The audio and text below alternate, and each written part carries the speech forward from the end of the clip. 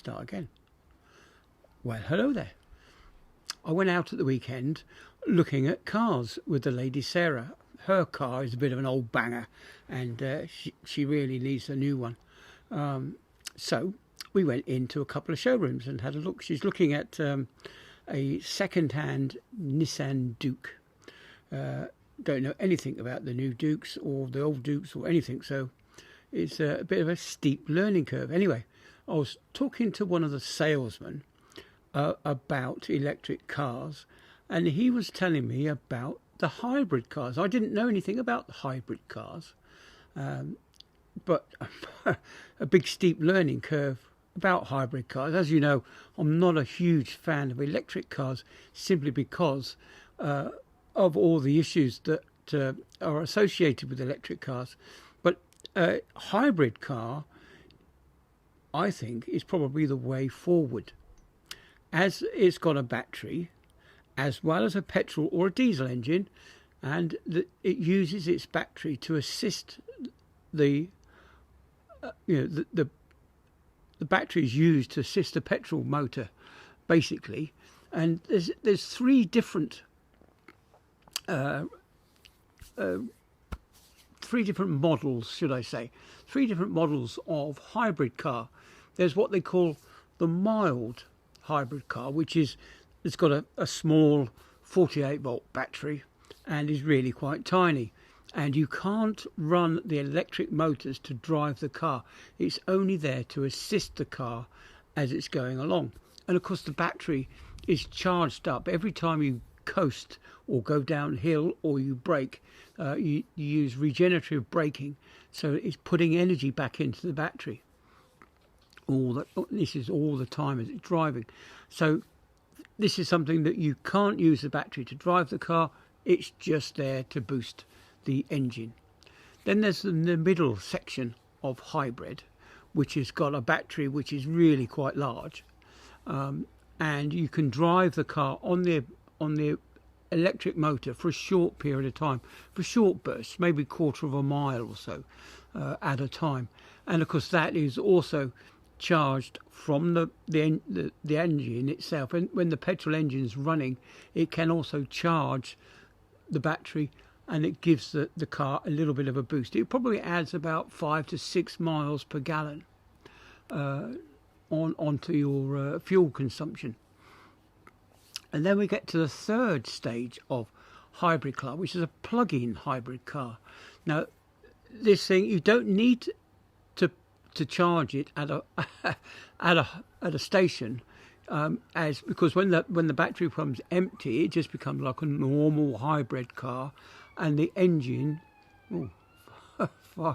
sounds like an emergency vehicle in the background. Anyway, as I was saying, you don't have to plug it in to the mains to charge it, but if you do, it will take you about a good 2 hours, or preferably overnight.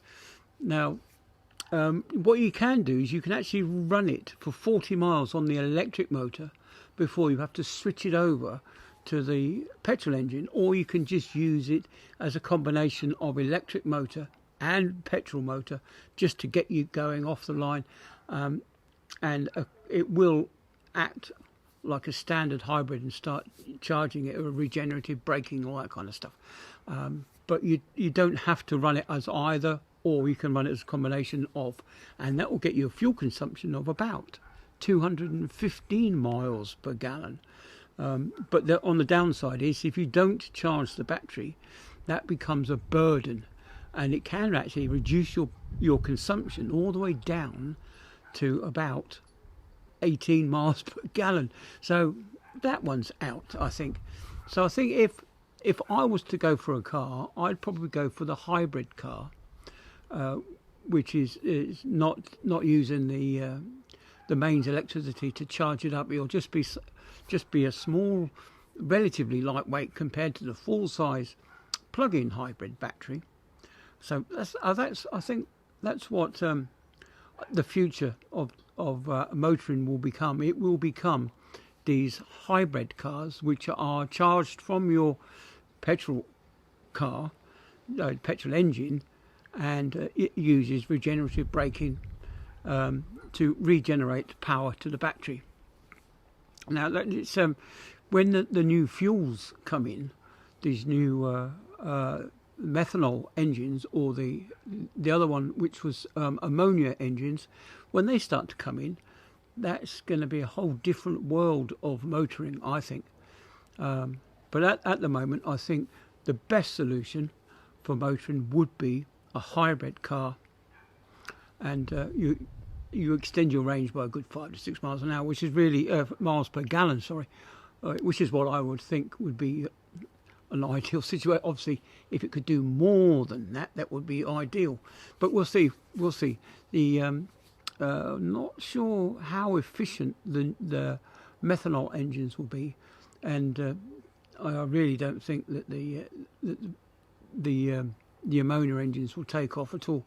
But yeah, I'm holding out for either this new biodiesel that's coming out, which will be expensive, really expensive, or the methanol, which it seems to be quite cheap. If you can use solar power, solar energy to create the methanol fuel from the CO2 in the atmosphere, that would be the best thing ever.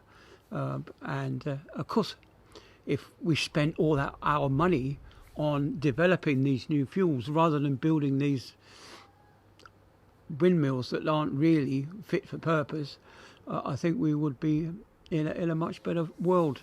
But yeah, the government's not known for their sensible, logical thinking.